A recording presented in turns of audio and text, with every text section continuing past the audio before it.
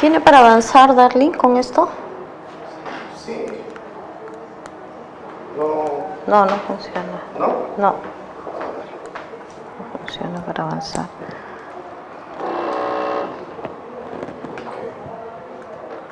Ya, no importa, lo voy avanzando manualmente. Quiero ver acá.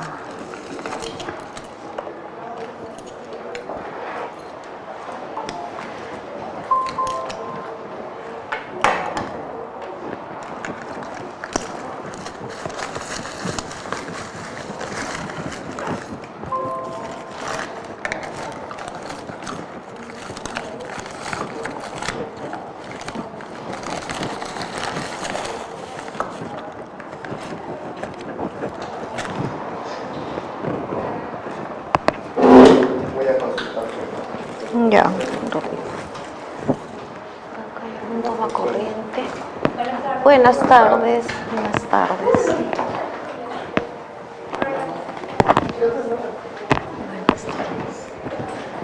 ¿Tienes por ahí algún toma corriente para cargar? Por favor, no me vaya a olvidar nomás. A la hora que me voy. Te van a cambiar de Ya.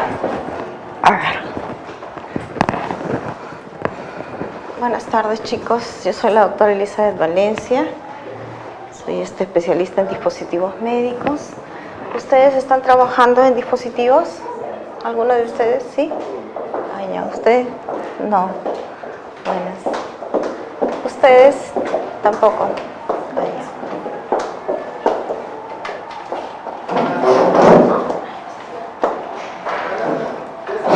¿Quiénes trabajan en dispositivos? ¿Trabajan en dispositivos? ¿No? Recién están empezando en el tema de dispositivos.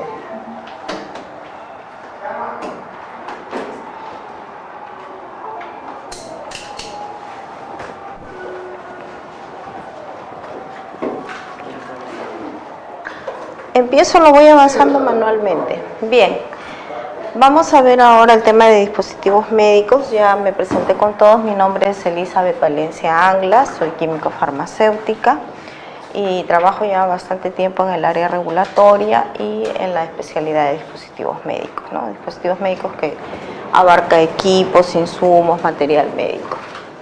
Lo que vamos a ver ahora es la definición y la clasificación de los dispositivos médicos según el marco legal actual.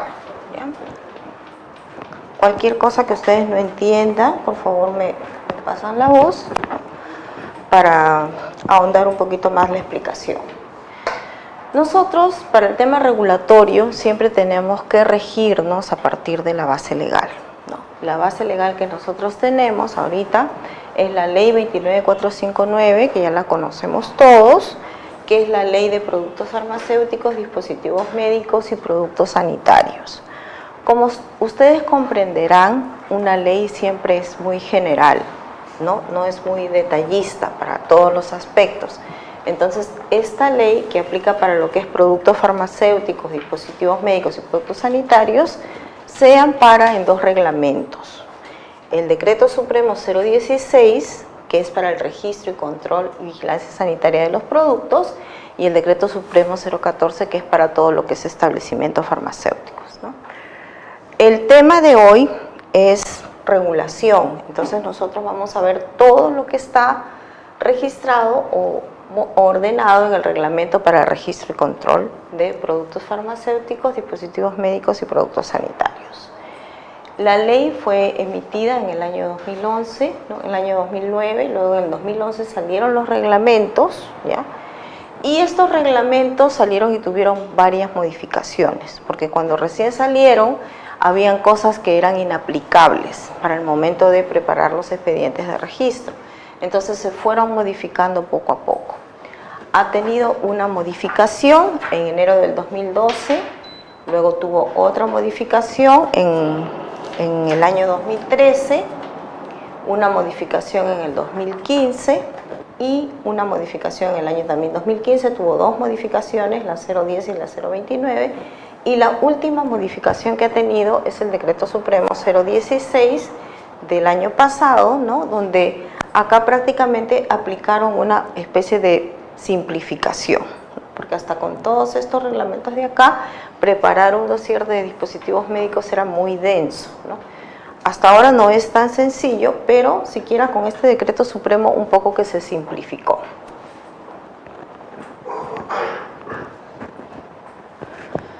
¿Cuál es la importancia de la regulación? La importancia de la regulación es que por primera vez acá en Perú se establece la definición de dispositivo médico marcando la diferencia con un producto farmacéutico. ¿Por qué? Porque anteriormente el dispositivo médico ni siquiera figuraba en el reglamento como dispositivo médico, figuraba como productos afines, ¿no? Y cuando figuraba como productos afines se le daba el tratamiento igual que un producto farmacéutico, ¿no? Y acá vemos que hay diferencias sustanciales.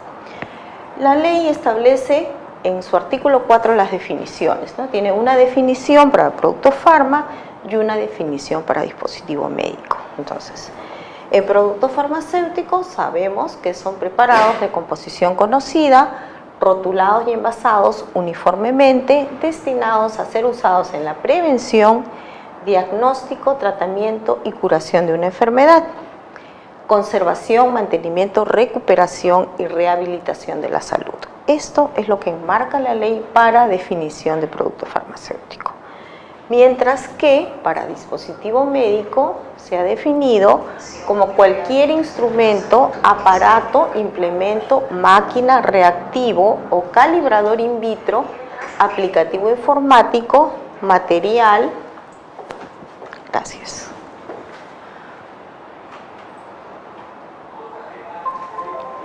U otro artículo similar o relacionado previsto por el fabricante para ser empleado en seres humanos. Recuperación y rehabilitación, solo o en combinación, para uno o más de los siguientes propósitos específicos. Esto de acá, hasta en el primer párrafo, tenemos una información importantísima, ¿ya?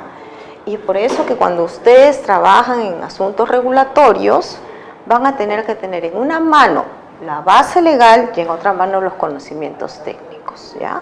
Armar un expediente es encontrar el punto de equilibrio entre ambos, ¿ya?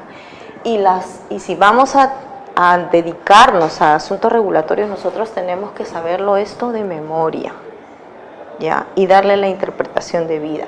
Vamos a interpretar hasta el primer párrafo, ¿ya? Dice que los dispositivos pueden ser máquinas, instrumentos, aparatos, aplicativos, utilizado en seres humanos, ¿ya? Si ustedes tuvieran que importar un dispositivo para animales, no estaría enmarcado acá, ¿ya? Por lo tanto, no requeriría registro sanitario, ¿ya? Entonces, seguimos. ¿Cuáles son los propósitos en los que se van a utilizar los dispositivos médicos? Vamos a tener para el diagnóstico, prevención, monitoreo, tratamiento o alivio de una enfermedad, diagnóstico, monitoreo, tratamiento, alivio o compensación de una lesión, investigación, reemplazo, modificación o soporte de la anatomía o de un proceso fisiológico, soporte o mantenimiento de la vida, control de la concepción, porque también hay dispositivos para control de la concepción, y desinfección de dispositivos médicos. ¿Por qué será importante conocer estas definiciones, estas aplicaciones de los dispositivos médicos?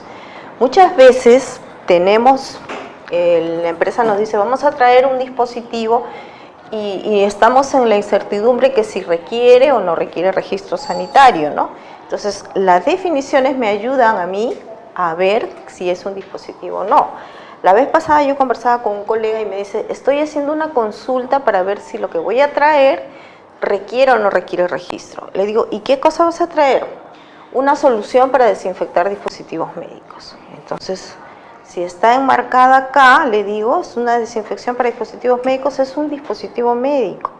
Vas a perder tiempo en hacer la consulta, esperar que te respondan, que te contesten, mientras que puedes ir avanzando preparando tu expediente, ¿no? Entonces, por favor, si nos vamos a dedicar a asuntos regulatorios, estas definiciones de acá, bien definidas y bien interpretadas.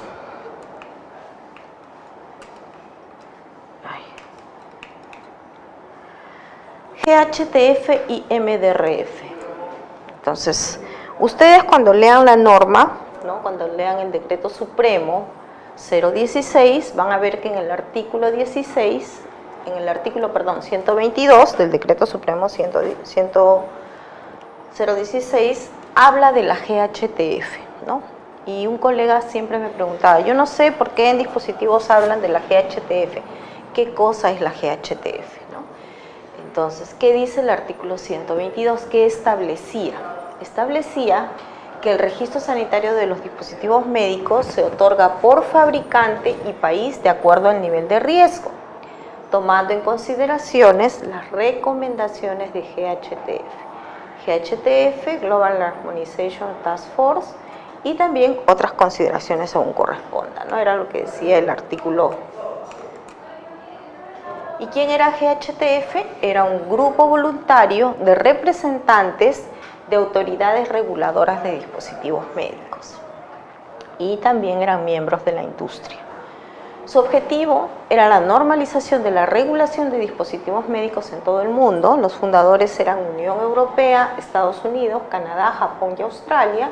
Se dividieron en 3 zonas geográficas: Europa, Asia-Pacífico y Estados Unidos, ¿no? Fue fundado en 1992 para responder a la creciente necesidad de armonización internacional en la regulación de dispositivos médicos. ¿Por qué se creó este grupo? En dispositivos médicos, a diferencia de producto farmacéutico, no existen las farmacopeas. Cuando nosotros vamos a preparar un producto farmacéutico, nos acogemos a algún estándar de referencia, ¿no? Puede ser a la farmacopea británica, puede ser a la USP, y podemos preparar nuestro jarabe de amoxicilina, nuestras cápsulas, en fin. Para el tema de dispositivos médicos no hay una farmacopea donde yo pueda decir, voy a fabricar una sonda y me voy a la farmacopea británica. No voy a encontrar ese tipo de información. Existen estándares internacionales, existen investigaciones que hacen la industria de dispositivos médicos y es en base a eso que se fabrican los productos. Entonces, cada país tenía diferentes formas de fabricar un dispositivo médico y decidieron, ¿no?, estos países fundadores, formar un grupo y armonizar requisitos, ¿no? Entonces, por eso, dice acá, es un grupo voluntario, ¿no? Este grupo se disolvió a fines del 2012 y su trabajo ha sido tomado por el Foro Internacional de Reguladores de Dispositivos Médicos, que ustedes lo van a encontrar con estas siglas, con las siglas IMDRF, ¿ya? Es International Medical Device Regulator Forum y está compuesto ahora por funcionarios de los organismos reguladores de todo el mundo, pero ya no la industria. GHTF era industria y reguladores, ahora es solamente los reguladores. Y los países miembros a este foro internacional son Australia, Brasil, Canadá, Japón, Estados Unidos de América. Se está incorporando China y la Federación Rusa, y la OMS es un observador oficial, ¿no? Actualmente, el artículo 122 toma en consideración los documentos del International Medical Device Regulator Forum, haciendo mención al GHTF, ¿ya? Entonces ya ustedes saben lo que significa GHTF. Clasificación de los dispositivos médicos de acuerdo al riesgo. Eso también lo establecía la ley. ¿Cuál era la clasificación de los dispositivos médicos antes de nuestra nueva ley? Los dispositivos médicos acá en Perú estaban clasificados de una manera muy característica, muy sui generis, ¿no? Y se clasificaban por especialidades médicas. Entonces teníamos dispositivos médicos para cardiología, dispositivos médicos para traumatología, para oftalmología, para gastro, para neuro, ¿no? Esa era la clasificación que nosotros teníamos. Y esta clasificación nos traía muchos problemas a los colegas que teníamos que registrar, porque en dispositivos médicos hay dispositivos médicos que se pueden usar en varias especialidades, ¿no? Hay dispositivos médicos que se pueden usar en cardio, se puede usar en oftalmo, se puede usar en trauma. Y entonces estábamos en la incertidumbre de que en qué grupo lo coloco, ¿no? Cuando se crea la nueva ley, el Perú se armoniza a nivel internacional con lo que se establece en países de alta vigilancia, en FDA y en Europa, para el tema de clasificación por riesgo. Y la clasificación por riesgo es el riesgo que va a tener el dispositivo, que va a tener el paciente cuando entre en contacto con el dispositivo, ¿ya? Tenemos la clase de riesgo 1, que son dispositivos de bajo riesgo, la clase 2, que son dispositivos de riesgo moderado, la clase 3 de alto riesgo y la clase 4 críticos en materia de riesgo.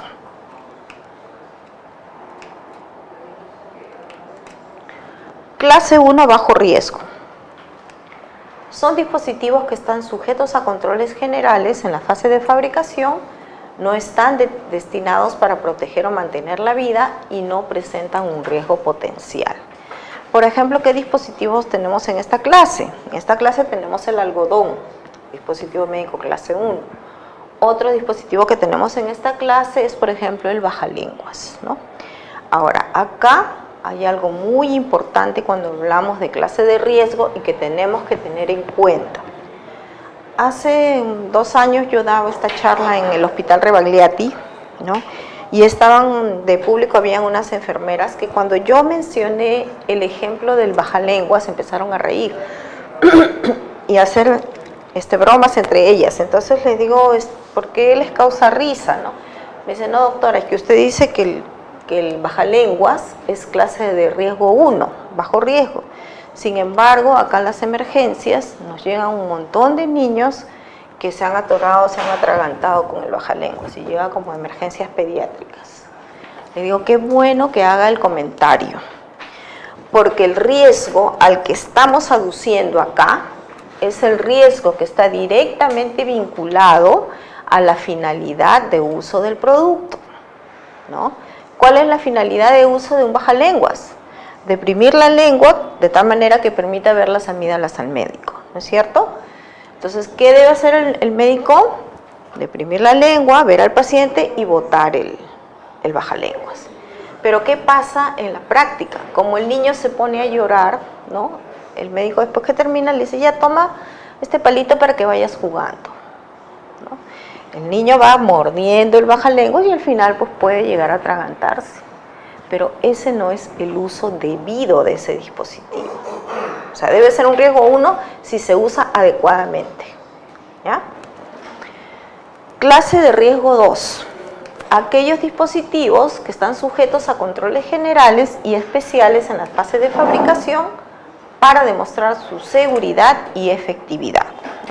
Y acá ya tenemos dispositivos médicos que ya son un poquito más invasivos. Por ejemplo, en clase 2 tenemos las agujas hipodérmicas, ¿no? Ya son dispositivos que atraviesan la piel, ¿no? Que están en contacto con sangre, con músculo. Entonces, estos, si bien es cierto, no nos van a causar la muerte, pero sí son de un poco más de cuidado y de más de riesgo que los de clase 1. Dispositivos médicos clase 3 de alto riesgo, dice, sujetos a controles especiales en el diseño y la fabricación para demostrar su seguridad y efectividad. Acá en clase 3, a diferencia de lo que vemos en clase 1 y en clase 2, ¿no? Ya tenemos acá la característica que tienen que ser especiales, controles especiales en la fase de diseño, para demostrar su seguridad y efectividad. Estos dispositivos médicos clase 3 ya son dispositivos más invasivos, son dispositivos que se van a quedar por mayor tiempo en el organismo. Por ejemplo, ¿qué tipos de dispositivos clásicos tenemos acá en la clase 3? Tenemos los catéteres ureterales, ¿no? O los stents ureterales, ¿no? Son dispositivos que son empleados cuando hay obstrucciones, ¿no? A nivel de uréteres, y se colocan en el paciente y de repente pueden quedarse 1 mes, 2 meses, hasta 6 meses, y hay algunos catéteres que se quedan hasta 1 año, ¿no? Clase 4, críticos en materia de riesgo. Son aquellos dispositivos que están sujetos a controles especiales en el diseño y la fabricación, igual que el anterior, ¿no? pero estos están destinados a proteger o mantener la vida, ¿ya? Y son dispositivos de un uso de importancia sustancial en la prevención del deterioro de la salud humana o si su uso presenta un riesgo. Acá estos sí son de controles especiales, la clase 3, ¿no? Para demostrar seguridad y efectividad, pero los clase 4 son aquellos dispositivos que si fallan pueden ocasionar la muerte del paciente, ¿ya? Entonces estos son críticos en materia de riesgo. ¿Qué dispositivos tenemos acá? Acá tenemos todos los dispositivos que son invasivos implantables, ¿no? Por ejemplo, tenemos las endoprótesis arteriales, las endoprótesis coronarias, tenemos los clips de aneurisma también en clase 4, ¿no? ¿Por qué? Porque imagínense que un clip de aneurisma que se usa para clampar un aneurisma, para que el coágulo no se disemine por todas las arterias del cerebro, si no tuviera la capacidad de cierre necesaria para clampar el aneurisma, entonces todo el coágulo empieza a circular por todas las arterias del sistema nervioso y entonces pueden ocasionar un derrame completo del paciente o la muerte, ¿no? Entonces, en esos dispositivos donde está ligada directamente la vida del paciente, ¿no? Su uso, su finalidad de uso está proporcionalmente ligada a la vida del paciente, estos son clase 4, ¿ya?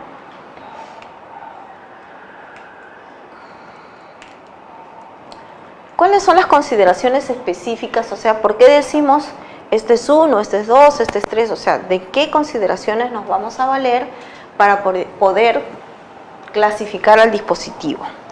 Las consideraciones son varias y tenemos el grado de invasividad, la duración de contacto, sistemas del cuerpo humano afectados, si los dispositivos son reusables o no, si son activos o no activos y por el tipo de procedimiento médico para el que se van a utilizar. Entonces tenemos en grado de invasividad, vamos a tener dispositivos no invasivos, son aquellos que entran en contacto con el paciente de manera externa. O sea, por ejemplo, tenemos las benditas, tenemos los apósitos que entran a nivel externo en contacto con el paciente, ¿no? Un collar cervical también, por ejemplo, es un dispositivo médico y se les denomina no invasivos, ¿no? Por lo general entran en contacto con piel intacta o si entran en contacto con heridas, son heridas superficiales, ¿no? Entonces son no invasivos. Invasivos por orificios corporales.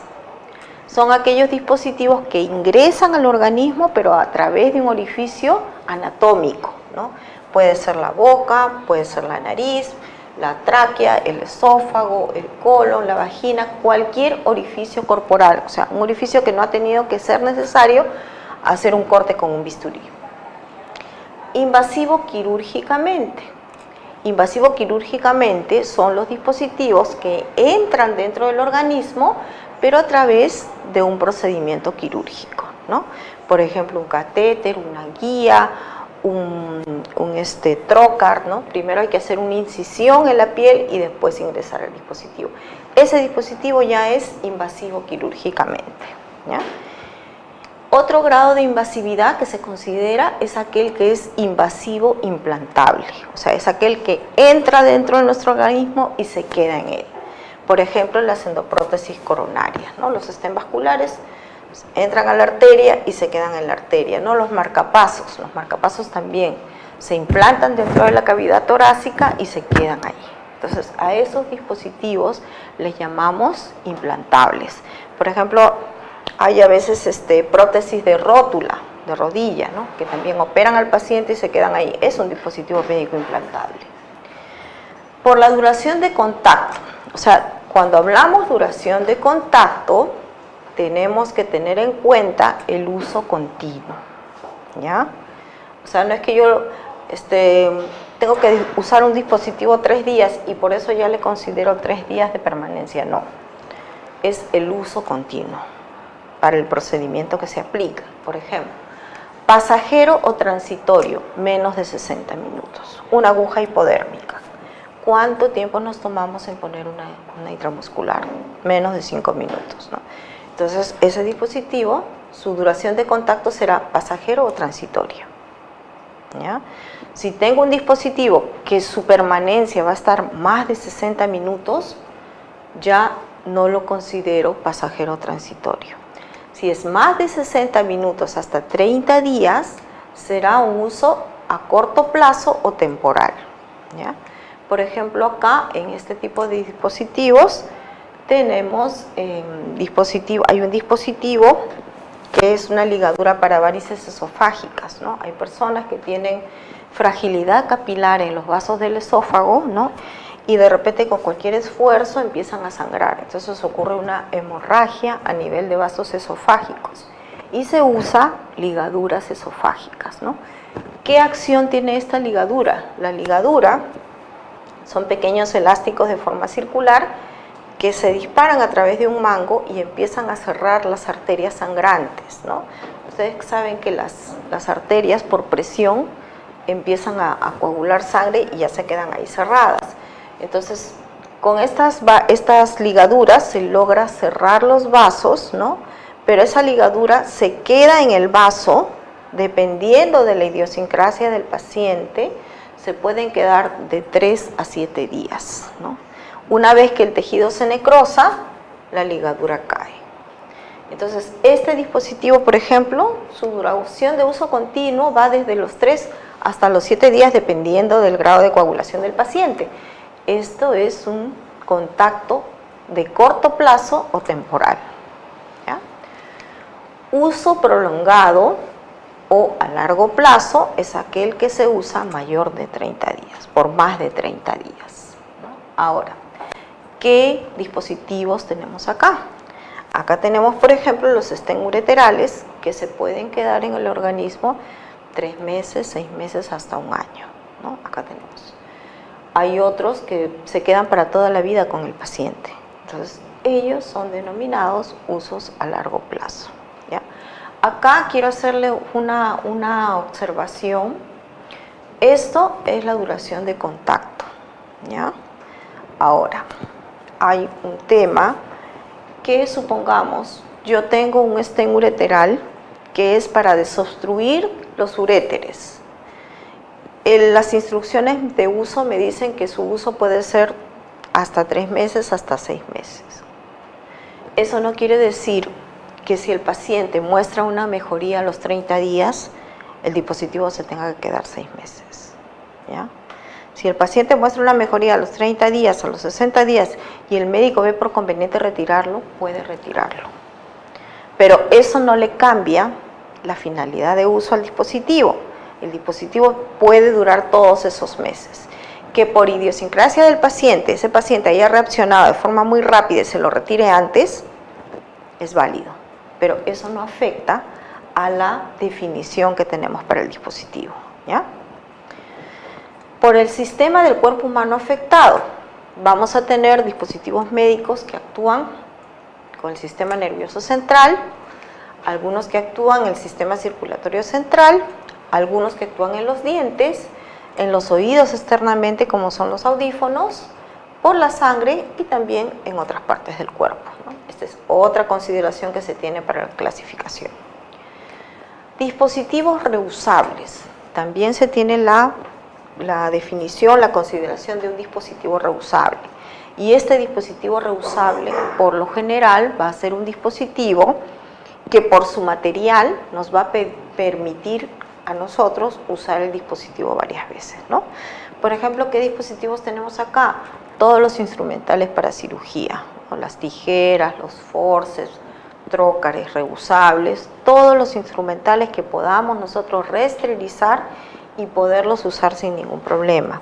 Por lo general son dispositivos que su material permite hacer el reuso, permite de repente autoclavarlos, permite esterilizarlos con calor. Activos, ¿a qué le llamamos dispositivos médicos activos? Aquellos dispositivos médicos que usan una fuente de energía para su funcionamiento.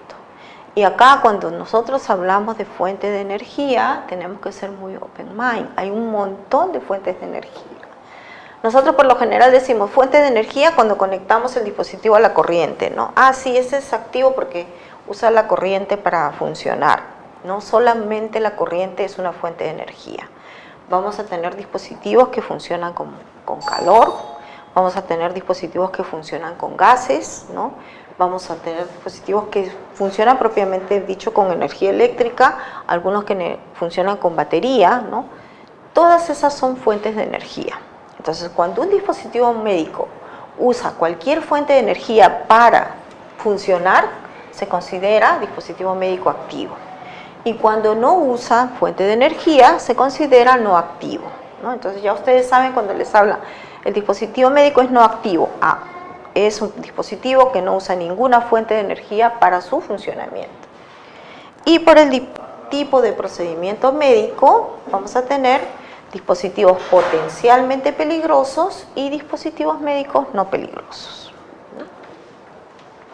¿Alguna duda hasta acá? Acá hay diversas imágenes de diferentes tipos de dispositivos médicos. Acá tenemos un equipo de resonancia magnética, ¿no? Acá tenemos una mascarilla, ¿no? Este es el comando del equipo de resonancia. Tenemos jeringas con aguja, prótesis de cadera, ¿no? Alitas. Este es un stem, una endoprótesis vascular. Este es una T de cobre, un estetoscopio, que también es un dispositivo médico. Y acá en la cavidad oral, en la cavidad bucal, ¿cuántos dispositivos ven acá?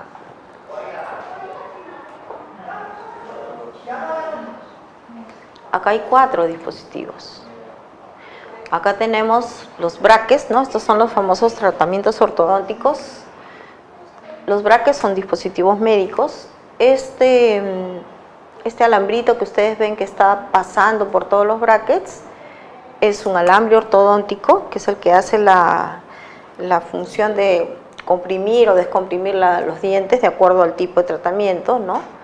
Esto que está cogido por la pinza es un elástico, que el elástico se va ajustando o se va desajustando de acuerdo a cómo va desarrollando el tratamiento del paciente, y la pinza. Entonces tenemos, miren acá en un tratamiento ortodóntico 1, 2, 3 y 4 dispositivos médicos. Hay una cantidad muy grande de dispositivos médicos en el mundo, ¿no? Este es un ecógrafo de ultrasonido, una incubadora. Estas son imágenes de resonancia magnética. Y vamos a ver ahora a qué se llama principios de seguridad y eficacia. Acá lo que yo les quiero explicar en la ponencia es que ustedes conozcan detalladamente cómo es el dispositivo, ¿no? Porque para mí sería muy fácil venir y decirles, miren, se arma el expediente así, ¿no? Reúnan la evidencia clínica, reúnan el informe de riesgo y al final todo como un paquete lo arman y lo presentan. Pero no, cuando nosotros vamos a hacer un expediente de registro, y además nosotros somos profesionales, no podemos hacer un expediente que nos digan, ya, une este producto. Tenemos que saber qué fundamento, tenemos que saber los términos para poder interpretar la información que nos manda el fabricante. Entonces, así como en productos farmacéuticos nos hablan de la seguridad y eficacia de los medicamentos, en los dispositivos médicos también tenemos que tener principios de seguridad y eficacia. Y los dispositivos médicos deben diseñarse y fabricarse de tal manera que cuando se usen en las condiciones y fines previstos, esto bien claro, fines previstos, ¿ya?, bajo los conocimientos técnicos, experiencia, capacitación de los usuarios previstos, no se compromete el estado clínico ni la seguridad de los pacientes o la seguridad y la salud de los usuarios, siempre que los riesgos que pueden ser asociados a su uso constituyan riesgos aceptables en relación con los beneficios para el paciente, ¿ya? Entonces, los dispositivos médicos deben diseñarse y fabricarse de tal manera que su uso sea seguro y que sea para los fines previstos, ¿ya? No puedo yo hacer un dispositivo y por más que se parezca, usarlo para otra cosa. Hay una diferencia importante entre dispositivos médicos y productos farmacéuticos. Cuando un producto farmacéutico ocasiona una reacción adversa medicamentosa, un RAM, ¿quién es el afectado? Fisiológicamente, ¿quién se afecta? ¿El paciente o el médico? El paciente, ¿no es cierto? Si yo le administro una penicilina, una amoxicilina a un paciente que es alérgico a las penicilinas, el shock anafiláctico lo va a sufrir el paciente, ¿no? El médico de repente tendrá que asumir los temas legales, la negligencia médica, pero quien se afecta en su salud es el paciente. Eso es para medicamentos. Cuando un dispositivo médico tiene un incidente adverso, ¿ya?, pueden ser 3 los afectados. Puede afectarse el paciente, puede afectarse el usuario, el operador, y puede afectarse el medio ambiente, ¿ya? Esa es una diferencia fundamental. ¿Qué pasa si estamos usando un equipo con un paciente que va conectado a la corriente? Y si por alguna falla, de repente el cable mal instalado, o no se calibró, no se le dio el mantenimiento debido, el equipo presenta una descarga eléctrica. Se empiezan a deteriorar la salud del paciente, puede afectarse al operador que de repente lo está manipulando, ¿no? Y si empieza a salir humo, también ¿quién se afecta? El medio ambiente. Entonces, esa es una diferencia sustancial con producto farmacéutico. Al momento de un incidente adverso pueden haber más de un afectado, no solo el paciente, ¿ya?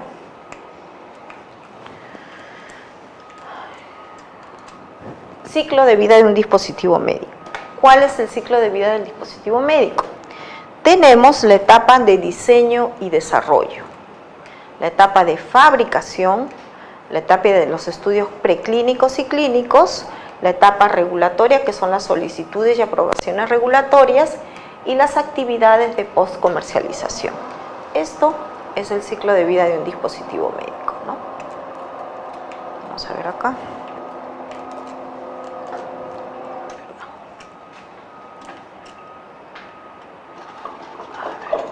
Acá, en la etapa de diseño y desarrollo, ¿qué es lo que se va a definir? Los dispositivos médicos se diseñan de acuerdo al tipo de lesión que van a tratar o para lo que va a ser utilizado. Por ejemplo, hay catéteres que se usan para procedimientos mínimamente invasivos. Los procedimientos quirúrgicos de hoy en día tratan de ser lo más mínimamente invasivos, ¿no? Si antes se desarrollaba una operación a campo abierto, o sea, con una operación al corazón, con un corte que le hacían al paciente en todo el tórax, ahora hay procedimientos que permiten hacerlo de forma mínimamente invasiva. Y eso trae muchas ventajas, porque es menos dolor para el paciente, menos tiempo de internamiento, es más económico y también más seguro. Entonces vamos a ponernos en el caso de que el fabricante tuviera que diseñar un dispositivo que entre por la vena femoral y llegue a la arteria, femoral y llegue a la arteria carótida. ¿Ustedes creen que ese dispositivo podría tener 30 centímetros de longitud? No, no es cierto. ¿Por qué? Va a tener que tener una longitud suficiente desde la femoral hasta la carótida, mínimo 80 centímetros, ¿no? Entonces, eso, por ejemplo, el fabricante que quiere preparar un catéter de esa naturaleza, para esa finalidad de uso, ya tiene que tener que la longitud es de 80 centímetros, ¿no? Entonces, esas cosas van dentro de la etapa de diseño y desarrollo, donde se evalúan todas las consideraciones de para qué va a ser utilizado el dispositivo. Luego que ya diseñaron, pasan a la etapa de fabricación, a los estudios preclínicos y clínicos, luego a la etapa regulatoria, ¿no?, del registro sanitario y las actividades de postcomercialización.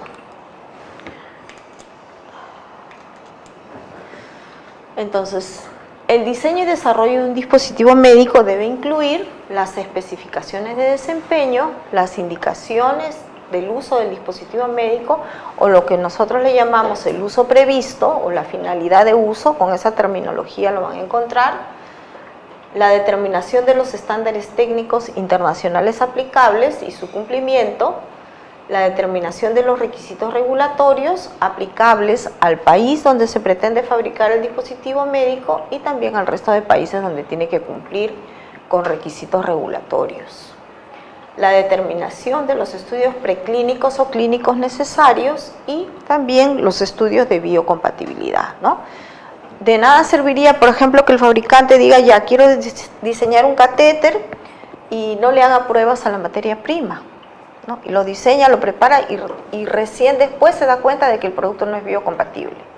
O sea, ese es un concepto básico. Antes de empezar a desarrollar un dispositivo médico, lo primero que tengo que hacer es evaluar la materia prima que voy a usar. Y esa materia prima tiene que ser biocompatible, ¿ya?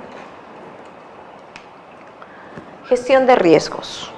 Esto también es otro elemento importante en dispositivos médicos. La gestión de riesgos es el proceso sistemático conformado por varias actividades que están definidas en la norma ISO 14971.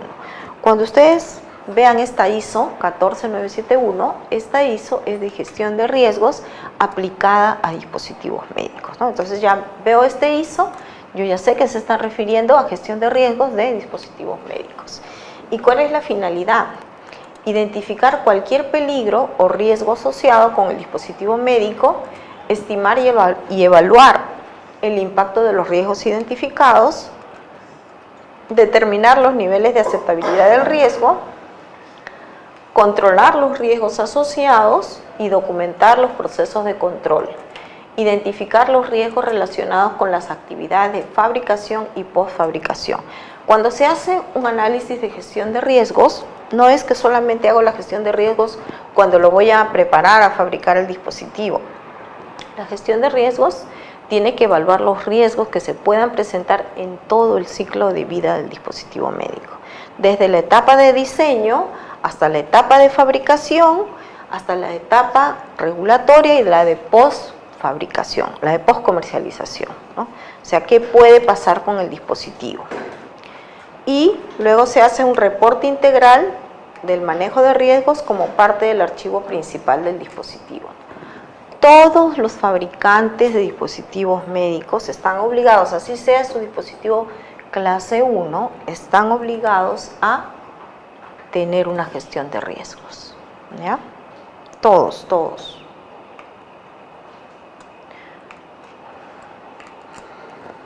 Acá hay un esquema, ¿no? Es un cuadro sinóptico, diseño y desarrollo de un dispositivo médico, la revisión del diseño, ¿no? La revisión del diseño es un proceso sistemático para cumplir especificaciones deseadas del plan de mercadeo del producto, ¿no? Y acá que vamos a ver las necesidades del usuario, lo que les decía hace un momento, ¿no? Quiero un catéter que vaya de la arteria femoral a la arteria carótida, esa es la necesidad del usuario. O sea, ¿cuánto tiene que medir mínimo? 80 centímetros, ¿no? Si fuera para una vía más pequeña, de repente podría estar de 50, de 30 centímetros. ¿No? Aportes del usuario, ¿no? O sea, qué cosas, cuáles son las necesidades, el proceso de diseño, el aporte del diseño, los estudios de verificación para asegurar que el diseño resulta conforme a lo esperado, ¿no? Esto que nos piden a nosotros como parte del dossier, ¿no? El resumen de los estudios de verificación de validación de diseño. Finalmente, tenemos el dispositivo médico finalizado, ¿no? Ya está fabricado el dispositivo médico y acá pasan a los estudios de validación para determinar si el dispositivo cumple con las necesidades del usuario y el uso destinado, ¿no? Luego que se ha finalizado, pasa a un estudio de validación donde se va a determinar si realmente este dispositivo cumple para lo que fue creado, ¿ya?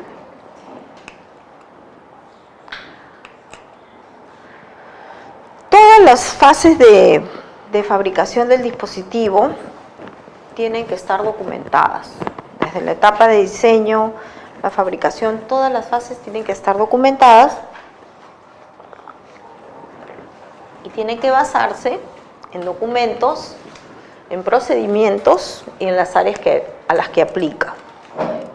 Por ejemplo, en la fase de diseño y desarrollo vamos a aplicar la norma internacional 14971, la ISO, que es gestión de riesgos, ¿no? Que se especifica un proceso para identificar los peligros asociados al dispositivo, aplicable a todas las etapas de ciclo de vida del dispositivo, ¿ya? Esta gestión de riesgos aplica desde el momento que lo diseño hasta la postcomercialización. El ISO 13485, cuando ustedes vean este estándar internacional, este ISO, están haciendo referencias a un sistema de gestión de calidad para los dispositivos médicos, ¿no? Nosotros conocemos, por ejemplo, el sistema de gestión de calidad, el ISO 9001, ¿no? Conocemos, y el ISO 9001 aplica a diversos tipos de empresas, a diversos tipos de industria. Pero este de acá, el 13485, es exclusivo para dispositivos médicos. Cuando yo veo este ISO, ya sé que esta empresa fabrica dispositivos médicos, ¿ya? Y este es un sistema de gestión de calidad. Vamos a ver más adelante en qué más se puede aplicar este ISO. El ISO 10993, biocompatibilidad. Entonces este ISO nos proporciona los requisitos generales para evaluar la interacción del dispositivo con la sangre o con el tejido o con la piel, ¿no? Es para ver biocompatibilidad. Entonces estos son los estándares más conocidos que se emplean en la fase de diseño y desarrollo del dispositivo médico.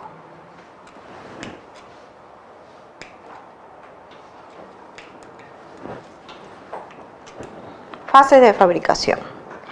Las fases de fabricación dependen del diseño del tipo de dispositivo. No será igual el diseño de una jeringa que el diseño de un catéter o que el diseño de una sonda, ¿no es cierto? Entonces las fases de fabricación son inherentes al tipo de dispositivo médico. También entran como factor los materiales, ¿no? El diagrama de flujo, los controles en proceso, y son específicas para cada tipo de producto o para cada familia de producto, ¿no? Si un fabricante de bolsas de colostomía no va a tener los mismos procesos de un fabricante de sondas ureterales, ¿no? Entonces, de acuerdo al tipo de dispositivo médico, tiene su propio diseño, tiene los materiales y tiene un diagrama de flujo y los controles en proceso. Eso va a depender de cada dispositivo. Pero en general, las fases de fabricación van a tener en consideración todos estos aspectos. La fase preclínica y clínica. En la fase de diseño y desarrollo se van a realizar estudios de viabilidad y biocompatibilidad. Entonces, todos los estudios que se desarrollen en la fase de diseño y desarrollo son estudios preclínicos, ¿ya? Y dentro de los estudios preclínicos vamos a tener estudios que se pueden hacer en animales o que también se pueden hacer in vitro. Todos estos con la finalidad de asegurar seguridad y efectividad. Luego pasamos a la etapa de estudios clínicos, ¿no? Que eso ya se desarrolla en seres humanos. Cuando hablamos de estudios clínicos, sí o sí son estudios que se desarrollan en seres humanos, ¿no? Y los datos que podamos tener de seguridad y efectividad, ¿no? Antes de que salgan al mercado. Entonces dice, todos los datos y protocolos preclínicos y clínicos deben estar bien documentados y realizarse según las buenas prácticas clínicas. Evidencia documentada. En cada etapa de desarrollo del dispositivo médico vamos a tener evidencias documentadas de lo que se va realizando, ¿no? Acá, por ejemplo, en la fase de ciclo de vida de diseño y desarrollo, aplican el ISO 13485, ¿no? Que es visión general de revisión de diseño, reporte de manejo de riesgos, reporte de validación, reporte de biocompatibilidad, visión general de estudios en animales para el tema de estudios preclínicos, ¿no? Entonces, en la fase de diseño y desarrollo, la evidencia documentada tiene que estar regida por esta ISO de acá. Fabricación. En la etapa de fabricación también entra la certificación ISO 13485 en la parte de certificado de aseguramiento de la calidad, en el anexo 2, donde se implica el diagrama de flujo de fabricación, la visión general de controles ambientales, la visión de aseguramiento de inspección y calidad, la visión general de estabilidad, vida útil, la copia del rotulado del producto, el certificado de esterilización, el reporte de verificación y especificaciones de empaque, las instrucciones de uso. Todo esto, por ejemplo, es en la parte ya de fabricación, ¿ya? En los estudios preclínicos y clínicos, ¿no? La visión general de pruebas en animales, reportes y protocolos de estudio clínico, si es aplicable con base en la clasificación y riesgo del dispositivo, ¿no? Lógicamente, cuando hablo de un reporte de evidencia clínica, me estoy refiriendo a un dispositivo de alto riesgo o crítico en materia de riesgo, porque tampoco le voy a hacer una evidencia clínica al algodón o al bajalenguas, ¿no? Son dispositivos médicos clase 1. Pero sí, cuando estoy hablando de dispositivos médicos clase 3 y clase 4, sí tenemos que tener un estudio de evidencia clínica para demostrar que el producto es seguro.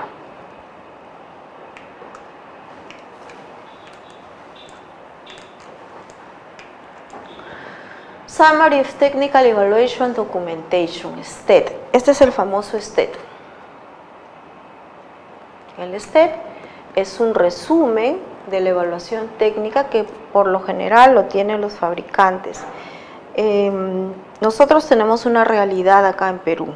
En Perú tenemos muy poca industria de dispositivos médicos, poquísima la industria que hay acá. El 80% de dispositivos médicos vienen de fuera, vienen de otros países. Entonces, la mayoría de nosotros cuando vamos a tener que registrar productos, vamos a tener que registrar productos que vienen de exportación. Y esos productos por lo general vienen en idioma inglés, ¿no? Si es que son de países de habla inglesa, si son de China, de Corea, de Pakistán, de la India, también van a venir en inglés.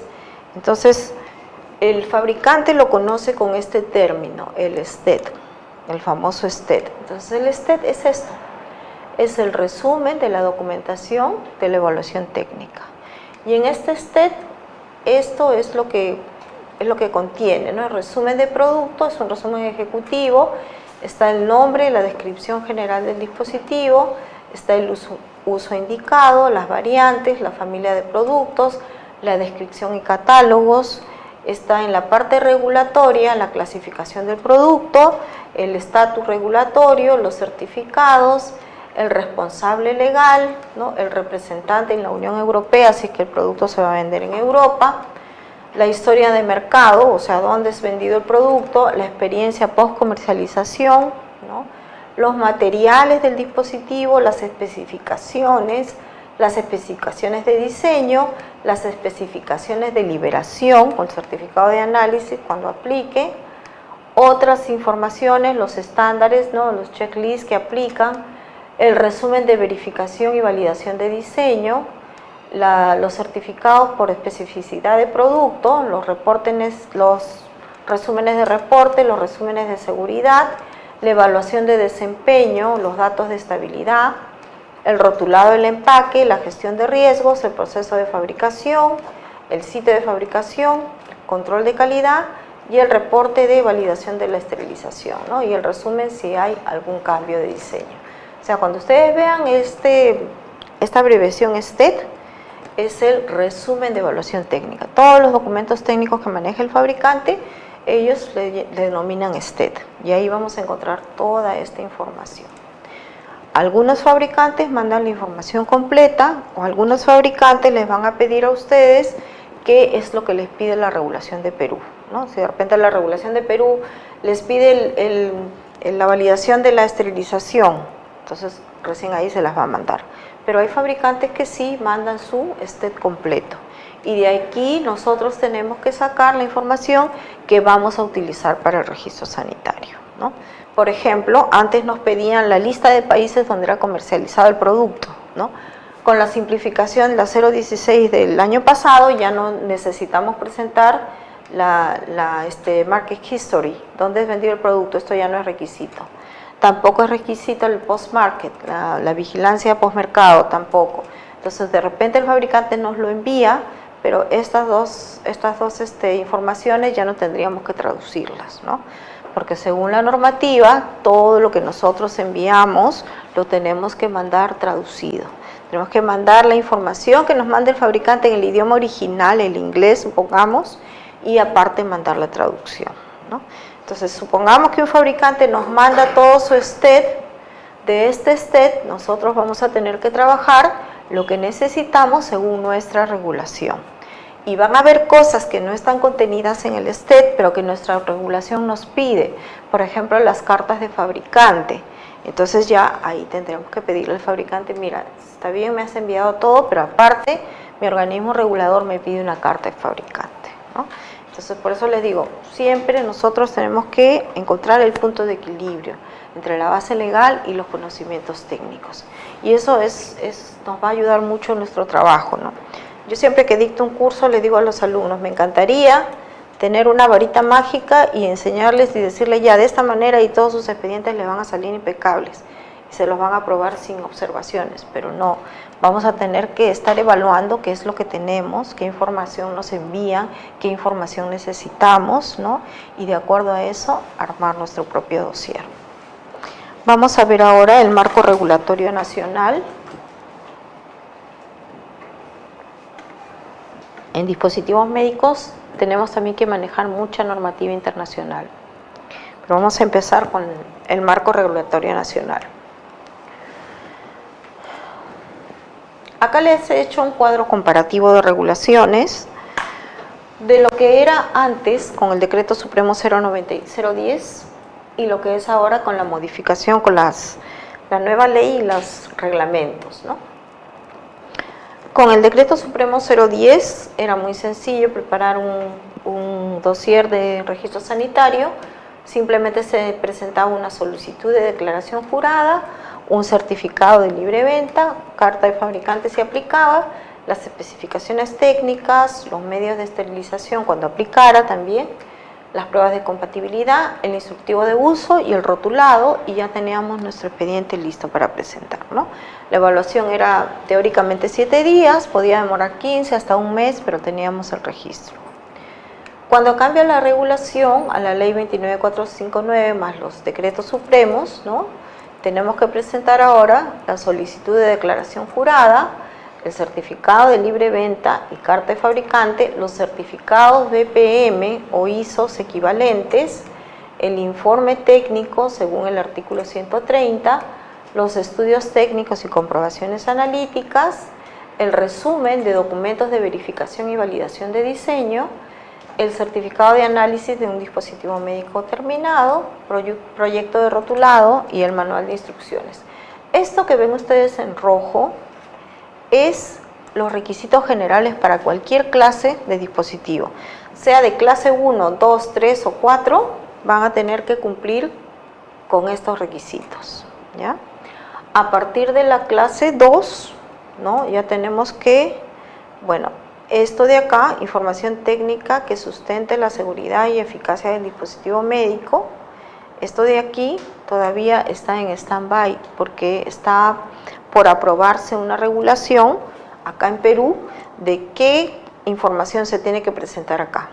Principios de seguridad y eficacia, ¿no? Entonces, esto por ahora no es requisito para acá, para Perú. El informe de administración de riesgos, también a partir de la clase 2, todos están obligados a presentar el análisis de riesgo.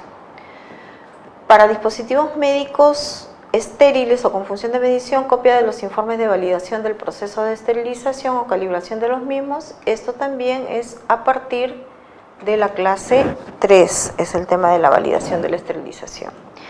Los ensayos clínicos que demuestran la seguridad y eficacia del dispositivo, también 3 y 4. Parámetros de calidad según ISO vigente y de seguridad establecido por FDA o Comunidad Europea u otro documento de reconocimiento internacional. Entonces, miren la diferencia del antes y el ahora. Es bastante información. Según la ley 29459, en el artículo 55, establece que la emisión de registro sanitario contempla la evaluación de la calidad, seguridad y funcionabilidad de los dispositivos médicos, considerando normas técnicas internacionales de referencia propuestas por IMDRF, GHTF también, así como normas técnicas propias de los fabricantes según corresponda.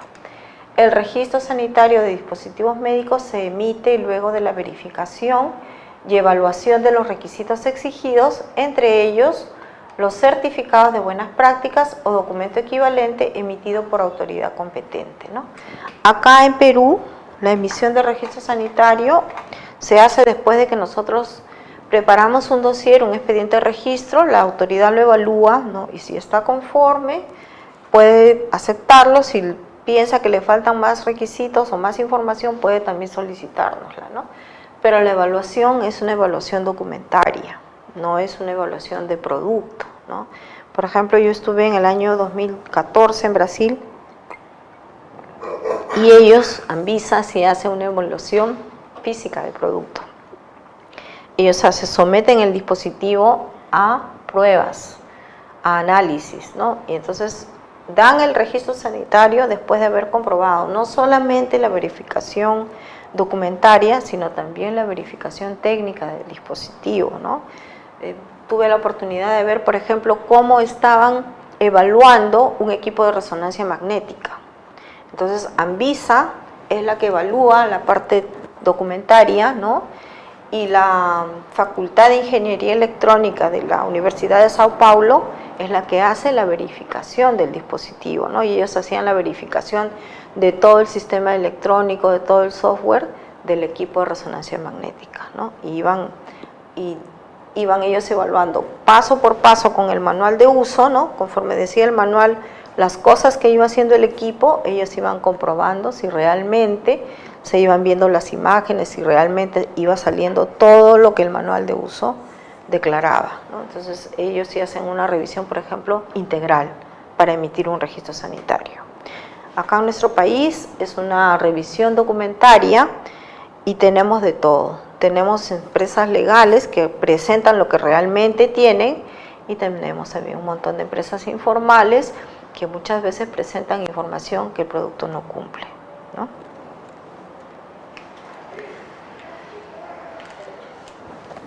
¿Cuáles son los documentos equivalentes al BPM?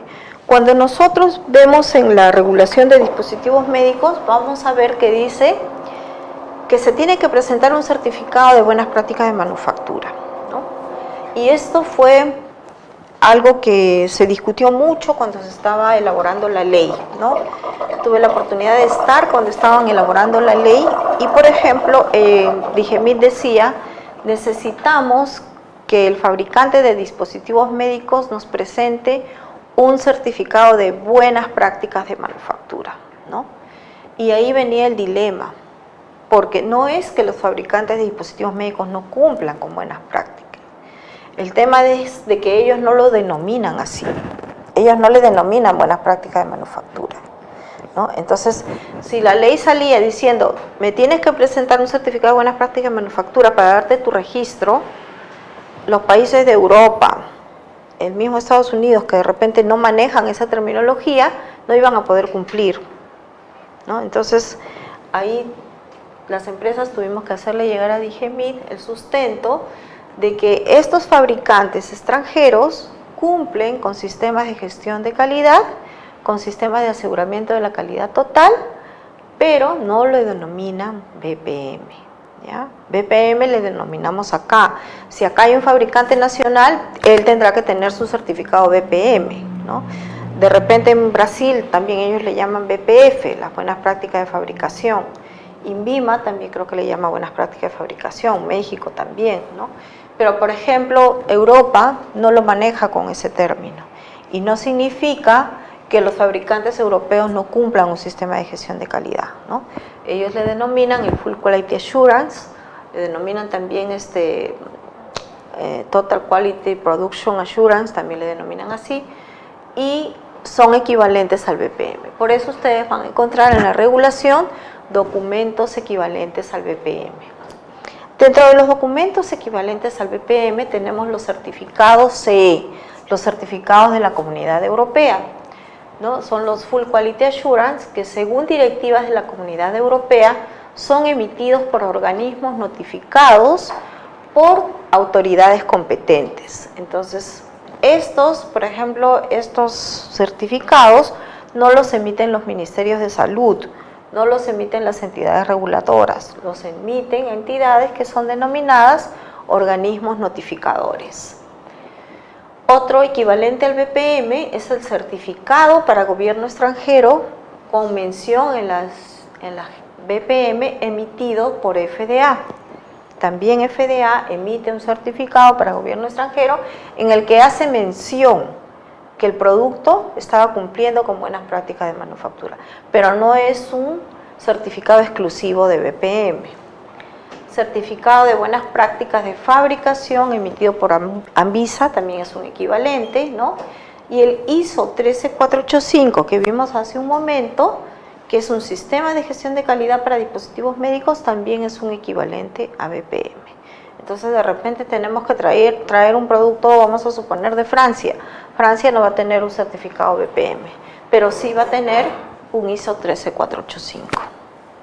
Entonces esto nos garantiza que ese fabricante cumple con un sistema de gestión de calidad para dispositivos médicos, ¿no? Porque hemos visto más adelante que esto incluso abarca desde la fase de diseño y desarrollo hasta la postcomercialización. Entonces eso es también un certificado equivalente a un BPM. Las directivas de la Comunidad Europea, ¿no? Tenemos la más conocida, la 9342, para materiales para dispositivos médicos. Fue emitida en el año 93 y tiene por objeto armonizar la regulación relativa a dispositivos médicos dentro de la Unión Europea. Todos los productos que cumplen con lo establecido en la directiva están obligados a llevar el marcado CE. Esta directiva tiene varios anexos, ¿no? El anexo 2 nos habla del aseguramiento de la calidad total, el anexo 5, la producción en aseguramiento de la calidad, el anexo 6, el aseguramiento de la calidad del producto, ¿no? También tenemos otra directiva para dispositivos médicos implantables, que es la 90385, que también es de la Comunidad Europea. El certificado CE, dispositivos médicos, ¿no? Por ejemplo, Europa no emite, ningún país de Europa, ustedes van a ver que tenga un certificado BPM. Pero eso no quiere decir que porque no tiene BPM, no tiene un sistema como demostrarnos que su producto está dentro de un sistema de gestión de calidad. Entonces, ellos van a tener su certificado CE, ¿no? Y este certificado CE debe ser otorgado por un organismo notificado que la entidad reguladora indique. Esto también fue otra confusión cuando estaban debatiéndose lo de la ley, porque la entidad reguladora decía, ya, acepto que me entreguen el certificado CE, está bien, porque no le denominan igual que nosotros, buenas prácticas de manufactura. Pero este certificado lo tiene que otorgar la entidad reguladora. Las entidades reguladoras no emiten este tipo de certificados. Solamente la Agencia de Medicamentos Española en Europa es una de las únicas entidades reguladoras que emite certificados CE. Pero después los demás países tienen que recurrir a un organismo notificado, ¿no? Entonces, ¿qué son los organismos notificados? Conforme a la directiva del Consejo de Comunidad Europea, son organismos especiales, son organismos auditores, ¿no? Que son organismos especializados, visitan una planta y hacen la auditoría y verifican el cumplimiento de un sistema de gestión de calidad. Cuentan con un número de identificación y este número es el que irá al pie del marcado CE que muestran los rótulos de los productos. Por ejemplo, acá tenemos un certificado CE, ¿no? Acá vemos el organismo notificador, es MDT, ¿no? Le ha expedido este certificado a esta empresa, Micro Diamond Technologies. El alcance que tiene este certificado es para instrumentos rotatorios dentales, ¿no? Sistema de calidad, ¿no? Es todo su sistema de calidad. Y cuando nosotros evaluamos un certificado de calidad, un certificado CE o un ISO 13485, tenemos que identificar si se encuentra plasmado, declarado en el certificado del fabricante, ¿no? Del producto, tenemos que verificar cuál es el alcance. O sea, ¿qué cosa me está avalando este certificado? Aquí veo un Quality System, perfecto, es un sistema de calidad. Veo para el tipo de productos, ¿no? Que son instrumentos dentales. Pero que este sistema de calidad, ¿qué cosa está involucrando? Está involucrando la fabricación de productos, ¿no? Y todo lo que inspección final según el anexo tal de la directiva, ¿no? Y todo lo que contiene la directiva y el anexo al que está haciendo referencia. Entonces, esto, por ejemplo, es un certificado de calidad. un certificado CE de calidad en la parte de fabricación. Entonces, esto vendría a ser un equivalente a un BPM, ¿ya? Acá tenemos otro certificado CE, ¿no? Acá tenemos un Full Quality Assurance System, sistema de aseguramiento de la calidad total. Esto también es un similar o es un equivalente a un BPM. Vamos a tener el fabricante, ¿no? Por ejemplo, miren, este fabricante es de Estados Unidos. En Estados Unidos se fabrica este producto, pero lo vende en Europa. Europa, existe la Comunidad Europea, entonces los fabricantes que quieren vender dentro de la comunidad tienen que estar registrados y tienen que tener un certificado CE. Supongamos que nosotros ponemos una fábrica de dispositivos médicos, sería una empresa peruana, ¿no es cierto? Y nosotros queremos vender en Europa, nosotros podemos vender en Europa, pero tenemos que tener en Europa un representante, ¿ya? Para poder vender nuestro producto, y tendríamos que certificar en esto. Tendríamos que tener un certificado CE en Full Quality Assurance System, que venga un organismo notificador y nos haga la respectiva auditoría. Si nosotros pasamos, ya nos queda solo conseguir nuestro representante en Europa y podríamos comercializar los productos fabricados acá en Perú, allá en Europa, ¿ya? En estos certificados nosotros no vamos a encontrar nombres de productos. Van a haber algunos que los ponen con nombre, pero son muy pocos. La mayoría los pone con categoría de productos o familias, ¿no? Por ejemplo, este fabricante, ¿no?, fabrica, dice, dispositivos de diagnóstico reusables, dispositivos terapéuticos usados en el campo de la endoscopía gastrointestinal. Entonces, aquí vamos a encontrar así, de forma genérica, ¿no?, broncoscopios, forceps de biopsia, stent biliar, sets de stent biliares, introductores biliares, stent pancreáticos, set de drenaje nasobiliar, set de drenaje nasopancreático, pero estamos así por familia de producto. No vamos a encontrar nombre, ni modelo, ni código. Eso tengan en cuenta, ¿ya? Acá vamos a encontrar todas las familias de producto que este fabricante fabrica, ¿ya? Luego vamos a ver siempre el logotipo del organismo notificador, ¿no?, la fecha de vigencia del certificado, ¿no? Y acá al pie, prácticamente al pie de página del certificado, siempre vamos a encontrar un número de identificación. Número 0123. Si ustedes googlean este número, organismo notificado 123, les va a salir TV.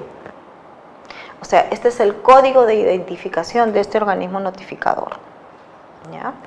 Y si yo tengo un producto con marcado CE, al pie del marcado CE, si tengo un producto de este fabricante, su rótulo va a tener que estar con su marcado CE, y al pie del CE va a tener que tener este número, ¿ya? Sí. Cuando tu producto tiene marcado CE, solo debe referirse a la empresa que lo ha calificado. No es al código de producto, No. Nada. No, el organismo notificador, ¿ya? Por eso les digo, en el certificado no va a decir modelo ni código. Este es un producto de la empresa Wilson Cook. Su nombre, su referencia es QBID. El nombre es Quantum Biliary Inflation Device. Este nombre no lo hemos visto ahí. Hemos visto dispositivos biliares, ¿no?, gastrointestinales, o sea, está enmarcado en el grupo de lo que produce el fabricante, ¿no? Este código no está tampoco en el certificado, pero ustedes ven acá el marcado CE, ¿lo ven? ¿Y qué número tiene? 123, ¿no? Ustedes ven acá el fabricante, Wilson Cook. Vamos a ver acá. Acá está Wilson Cook. El número 123. Si es un dispositivo biliar o gastrointestinal, está contenido en uno de estos de por aquí, ¿no? Vemos que está fabricado en USA y que tiene su representante en la Comunidad Europea en Irlanda. Cuando vamos al rótulo del producto, encontramos fabricado en USA y representante de la Comunidad Europea en Irlanda, el número de organismo notificado acá. Estos datos son muy importantes y nos indican a nosotros varias cosas. Por ejemplo, cuando participamos en licitaciones, ¿no? Hace algunos años, la empresa donde yo trabajo se presentó a una licitación. Y en la licitación, pues, los documentos que se presentan son fotocopias, ¿no? Porque nadie manda originales al momento de la licitación, de la convocatoria. Entonces, cuando vamos a ver, nuestro producto había alcanzado toda la parte técnica, estaba conforme, pero bueno, por la calidad, vienen de países de alta vigilancia, a veces los precios son un poquito más caros. Entonces nos habían ganado por precio, ¿no? La otra empresa había ganado porque había ofertado el producto a menor precio. Cuando nosotros fuimos a hacer la revisión del file técnico y la revisión de la muestra, encontramos, por ejemplo, yo fui a hacer la revisión del expediente y encontré, vamos a suponer, que el rótulo decía C0123, ¿no? Y el certificado equivalente al BPM decía C088. O sea, ese organismo notificador nunca había certificado este producto, ¿no? Cuando ya se ahondaron las investigaciones, resulta que a ellos se les había vencido la certificación. Y entonces, ¿qué habían hecho? Habían agarrado un certificado CE de otro producto que sí está vigente, ¿no? Ustedes saben que en computación hay un montón de programas. Habían cambiado solamente el nombre del fabricante, el representante, todo, y lo habían hecho entrar con un certificado equivalente a BPM que no le correspondía al producto, ¿no? Entonces, cuando se impugna el proceso, porque nosotros impugnamos el proceso al OCE, y le dijimos al tribunal, mire, el producto presenta un marcado CE0123, sin embargo el equivalente al BPM le corresponde a otro organismo notificado. Entonces esto jamás ha sido auditado por el 088, ¿no? Entonces cuando ya el proceso avanzó, el proceso de impugnación avanzó, el tribunal nos dio la razón porque dijo, bueno, sí, efectivamente, ¿no? Me presentan un BPM con 088 y el producto presenta una certificación 123, o sea, este BPM no le corresponde al producto, ¿no? La empresa que había hecho ni siquiera se presentó a las convocatorias, a las audiencias, ¿no? O sea, sabía lo que había hecho.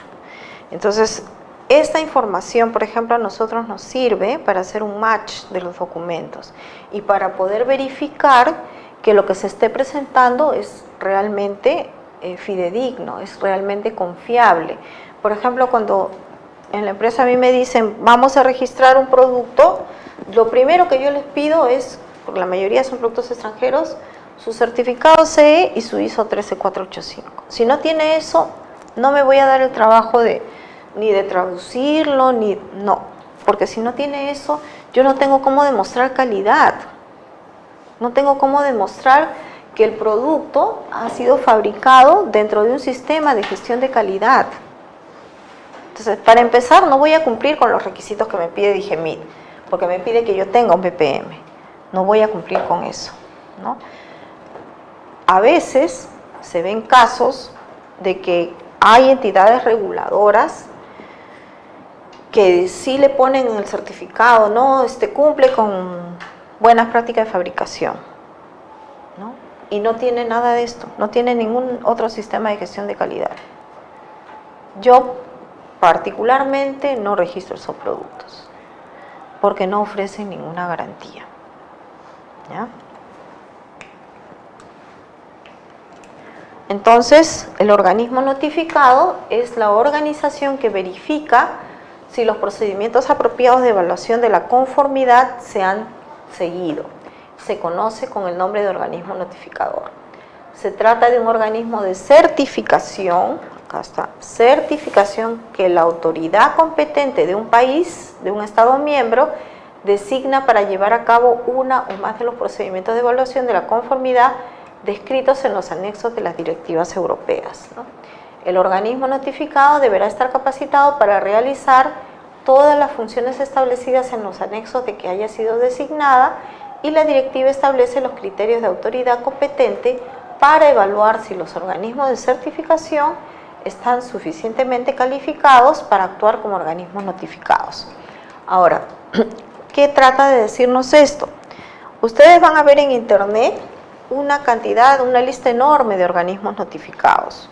Entonces, ¿cómo funciona esto? No es que yo abra el internet y yo digo, ya, quiero que me audite TV, que me audite NSK, que me audite MDT, diferentes. No. El fabricante tiene que ir a su entidad reguladora y decirle, miren, quiero ser auditado, ¿qué organismos notificados ustedes tienen autorizados para este país? Entonces la entidad reguladora le va a dar una lista, ¿no? Mira, están estos y con cualquiera de estos puedes hacer tu auditoría. No es que el fabricante haga su libre albedrío, yo quiero que me auditen, no. Tienen que ir a la entidad reguladora y pedir la lista de organismos autorizados para ese país. Y ya es una lista donde ya él decide cuál de esos organismos lo audita, cuál le da su sistema de gestión de calidad, ¿no? Así funciona.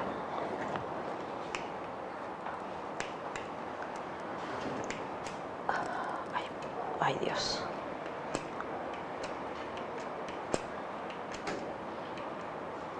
El ISO 13485, ¿no? Ya lo hemos visto, es la norma específica de calidad para productos sanitarios. Bueno, la versión actual es la 2016, que todavía entra en vigencia a partir de mediados de este año, ¿no? Estamos ahorita con la versión 2012. Entonces, puede ser utilizada por una organización, dice, para el diseño, desarrollo, producción y servicio de productos sanitarios y el diseño, desarrollo y prestación de servicios relacionados. Se define también como el sistema de gestión de calidad orientado a fabricantes de dispositivos médicos, ¿no?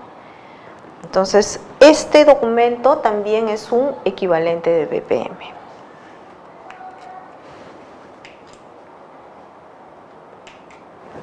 Acá, por ejemplo, tenemos un certificado ISO 13485.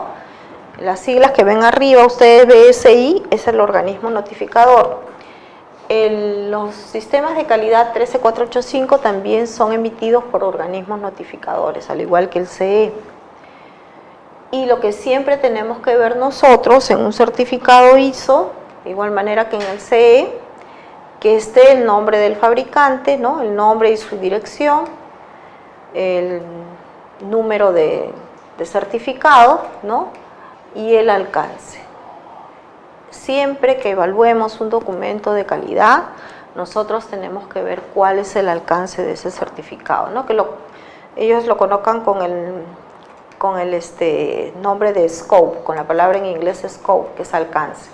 Por ejemplo, acá este es diseño, fabricación, servicios y reparaciones de reguladores de gas, de flujómetros, ¿no? Equipos de vacío, válvulas, carcasas, ensambles de todos los tipos de sistemas. Este es un certificado ISO 13485. Si este es un ISO 13485, los productos o la familia de productos que está declarada acá son dispositivos médicos, ¿ya? Esta es certificación exclusiva para dispositivos médicos.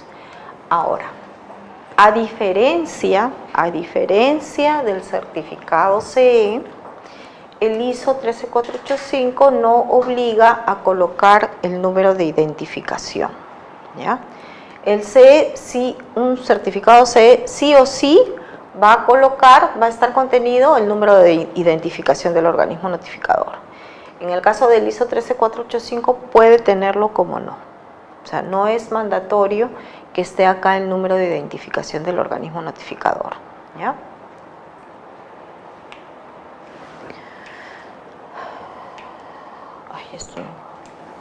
Estándares internacionales. Hemos visto ya el tema de normativa nacional y los internacionales.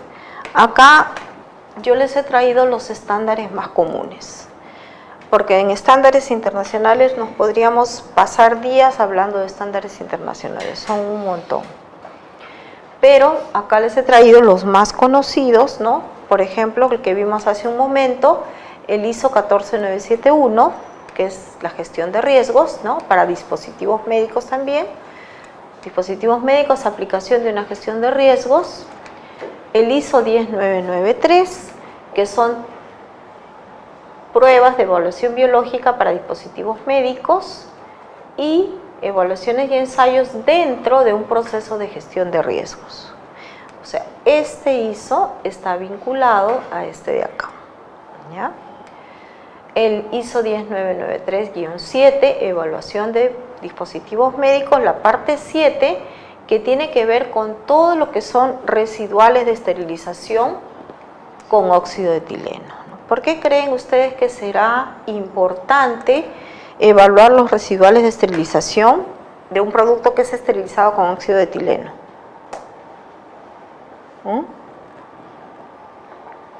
¿Cuál creen que será la importancia? Que las trazas del óxido de etileno producen irritación o una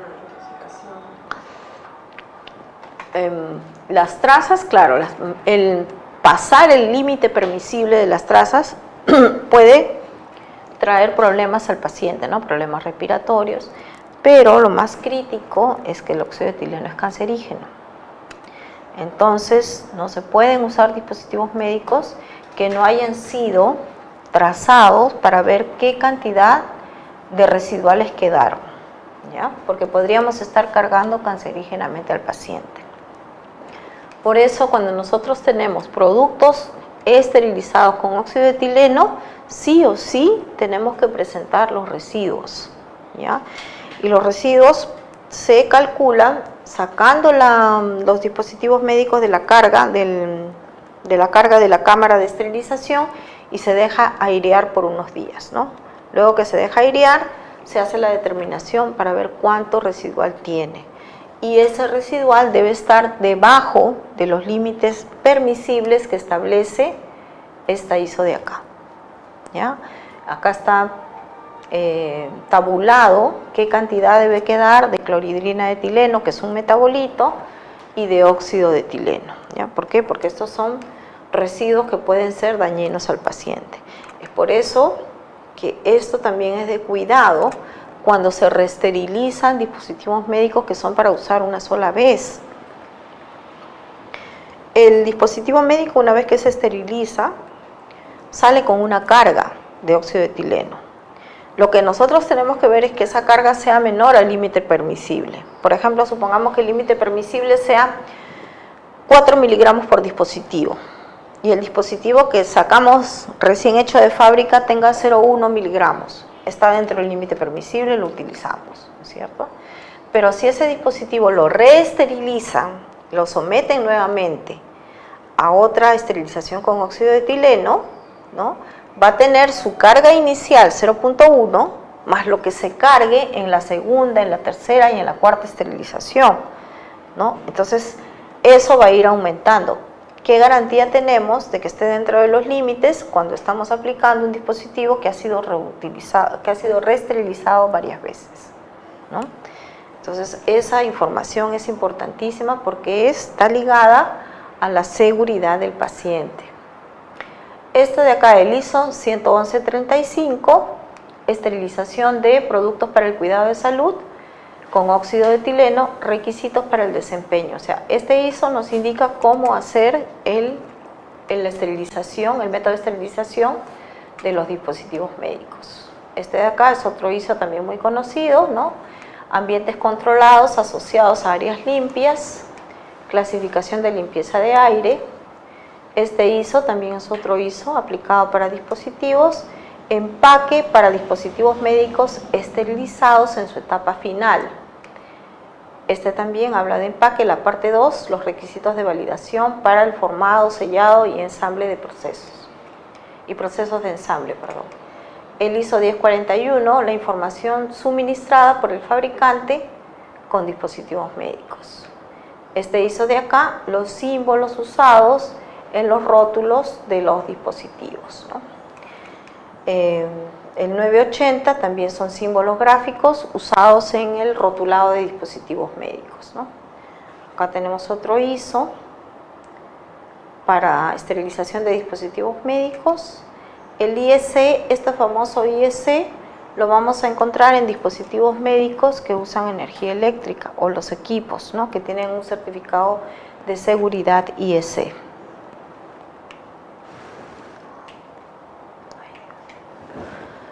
El artículo 137 del Decreto Supremo 016 también nos habla de los aspectos generales que debe cumplir el rotulado de los envases mediato e inmediato de los dispositivos médicos. Y el 138 también los requisitos que debe contener el rotulado de los envases mediato e inmediato de los dispositivos médicos. Entonces acá nosotros vamos a encontrar que, a diferencia de un producto farmacéutico, donde nosotros encontramos de repente en la cajita, ¿no?, manténgase alejado, en el inserto, manténgase alejado de los niños, manténgase protegido, manténgase en un lugar seco, oscuro, ¿no?, alejado de la luz. En el rotulado de dispositivos médicos vamos a encontrar esta simbología. Vamos a encontrar una escala de símbolos que tienen un significado. Y esto está en el anexo 4 del Decreto Supremo 016. Por ejemplo, antes de la ley, cuando presentábamos los expedientes para registro sanitario, mi talón de Aquiles era el rotulado, porque siempre estaban observándome que presenta un símbolo que no tiene, por ejemplo, no dice cuándo se fabricó el producto y por qué estaba con este símbolo, ¿no? No dice que es para uso in vitro, porque tenía este símbolo. No estaba aprobada la simbología, entonces era notificada por eso, ¿no? Ahora ya está aprobada la simbología, y si nosotros declaramos una fecha al costado de este símbolo, es tácitamente la fecha de fabricación. Entonces no tendríamos por qué ser notificados por esto, ¿ya? El símbolo 2 tachado significa que es un dispositivo médico de un solo uso, que no se debe reutilizar. Esto, el lote y el número que está al costado de este número será el número de lote. Esto de acá, número de serie. Vamos a encontrar dispositivos médicos que tienen ambos, número de lote y número de serie, ¿ya? Este símbolo de acá, SREP, es el representante autorizado en la Comunidad Europea. Entonces, si yo encuentro este símbolo, significa que este es un dispositivo médico que se vende en Europa y que debe tener un certificado CE, ¿ya? La fecha de fabricación acá, ¿no? Este símbolo de aquí, la casita toda de color negro, representa al fabricante, ¿no? DIGEMIT, nuestra entidad reguladora, todavía no acepta el término de fabricante legal y real, ¿no? O sea, no lo pone con la denominación legal, lo pone fabricante y lo define como está acá, ¿no?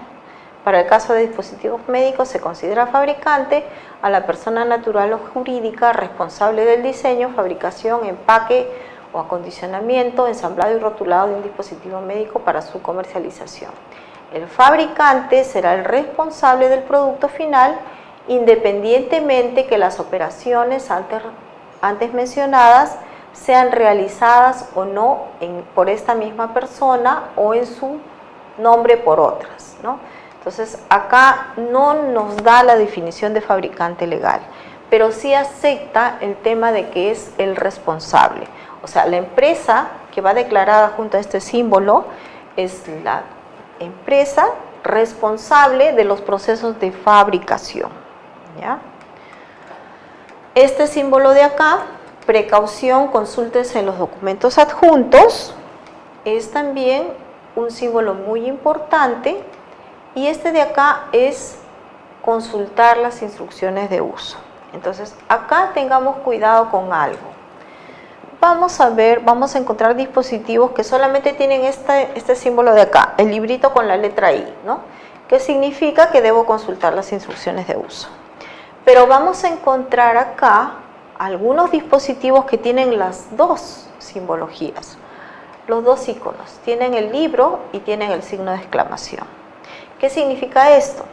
Que si bien es cierto el dispositivo tiene un instructivo de uso, este signo de exclamación en un triángulo, me indica que yo tengo que tener una precaución especial con el dispositivo, ¿no? Entonces, hace algunos años yo tuve una experiencia en la que el empaque del producto, el rótulo tenía los dos símbolos, ¿no? Y habíamos traído una guía hidrofílica que se usa para canular vías urinarias, ¿no? Entonces esta guía ingresaba por el meato urinario, ingresaba a los uréteres, ¿no? Y a través de la guía se tenía que pasar un catéter. Trajimos una tecnología de última que tenía la punta de la guía de platino y tenía un cubrimiento hidrofílico. Entonces, lógicamente, por el material y por la tecnología que tenía, era una guía cara, ¿no? Era un producto caro. El Hospital Naval compró una cantidad importante de estas guías y, bueno, yo no veo la parte comercial, no veo la parte regulatoria, la parte técnica. Yo no sé cómo de repente el vendedor solamente habló con un médico, con dos, no sé cómo fue. La cosa es que el Hospital Naval compró el producto y a los 2 días llamó uno de los médicos muy molesto a querer hablar con el director técnico. O sea, no quería hablar con el vendedor, no quería hablar con el gerente, no. Yo tengo que quejarme con el responsable técnico del establecimiento. Y es así que muchas veces nosotros somos los que tenemos que afrontar y dar la cara cuando hay problemas, ¿no? Entonces me llama el doctor muy molesto y me dice cómo es posible, nos han estafado, nos han vendido una guía carísima, que la punta es de platino, que tiene la tecnología no sé cuántos, y yo he estado torturando al paciente como media hora sin poder ponerle la guía. Y es un paciente de 80 años y no he podido hacer el procedimiento. Molestísimo estaba el médico. Y yo la verdad estaba sorprendida porque yo decía, el producto es un producto bueno, es una tecnología que todavía nadie la tenía en el Perú, éramos los primeros que habíamos traído esa tecnología. Le digo, doctor, déjeme ver qué es lo que ha pasado y yo voy a ir a hablar con usted personalmente, ¿no? Entonces empecé a investigar, traje el registro, bueno, en el registro estaba plasmado los materiales, todo lo que tiene el producto. Me di cuenta que en el rótulo habían estos dos símbolos, ¿no? Entonces digo, qué raro, si tiene instructivo de uso, ¿por qué también tiene el signo de exclamación? Entonces, cuando reviso, porque esto está en una norma, en la EN 980, reviso la norma y me doy con que había una precaución especial en ese dispositivo. Y la precaución estaba ligada directamente a la característica del producto. El producto era una guía hidrofílica. Y como su nombre lo dice, hidrofílica, tiene afinidad por lo acuoso, ¿no es cierto? Pero ¿cómo se tenía que activar esa capa hidrofílica? Esa capa hidrofílica se tenía que activar con una solución salina o con una solución de agua destilada. Una vez que activábamos la capa hidrofílica, es como si le hubiéramos echado una silicona al producto y eso ingresaba rapidísimo. Y la punta de platino, que tenía un peso específico, hacía que ingrese la guía y empiece a canular toda la vía urinaria. Entonces, al día siguiente fui con el vendedor, me dijo, no, lo que pasa es que yo le hice el entrenamiento solamente al jefe, ¿no? Del jefe de servicio, y el jefe tomó la decisión de comprar, pero no le hice el entrenamiento a los demás que también son usuarios, ¿no? Entonces cuando yo voy, estaba el doctor, seguía molesto y le digo, doctor, mira, tengo que explicarle. No, me dijo, yo voy a entrar al procedimiento con usted y a ver si usted puede ingresar esa guía, me dijo. Entonces ingresamos a sala donde estaba preparado el paciente, ¿no? Con la ropa estéril, con todo, y ya la enfermera abre la guía y el médico ya la iba a colocar. Y le digo, doctor, un momentito, le digo, acá hay una indicación en el rotulado, tenemos que humectar la guía porque es una guía hidrofílica. Si no activamos la capa hidrofílica no funciona. Y me quedó mirando y me dijo, a ver, humedezca la guía. Humedecimos con solución salina y ni bien entró por el meato urinario del paciente, la guía se fue como un rayo, así, rapidito. Con la menor presión del médico comenzó a canular la guía, la vía ureteral. Entonces, bueno, ya cuando salimos del procedimiento me pidió las disculpas del caso, ¿no? Y yo le dije que cuando el dispositivo tuviera estas simbologías, no solamente era necesario consultar el instructivo de uso, sino también tener en cuenta qué precaución especial hay que tener con el dispositivo, ¿no? Porque hay características específicas de un dispositivo que de repente requieren humectarse con agua, de repente requieren que la zona donde se va a aplicar esté heparinizada, en fin, ¿no? Dependiendo del tipo de dispositivo. Entonces es importantísimo que nosotros conozcamos el significado de estos símbolos, ¿ya? Este símbolo de acá es para el tema de reactivos de diagnóstico. Cuando se figura al lado de este símbolo, va a figurar un número, que es el número de ensayos, ¿no? De repente es un frasco vial que va a durar para 20 ensayos, entonces cerca de este símbolo vamos a encontrar el número 20. El símbolo IBD significa para uso in vitro. Esto de control también lo vamos a encontrar bastante en los reactivos de diagnóstico, control positivo, control negativo, ¿no? Y esto de acá, que cada vez que lo explico me hace recordar a un colega que me decía, ¿qué significa la copita que está en los dispositivos médicos? Esto no es una copita, es un reloj de arena, ¿ya? Y la arenita que ha caído acá, quiere decir que ya se agotó el tiempo, ¿no? Y la fecha que yo tenga junto al reloj de arena es la fecha de vencimiento, ¿ya? Estéril. Cuando el producto, el dispositivo médico es estéril, sí o sí va a tener que estar rotulado con la palabra estéril, ¿ya? Es mandatorio.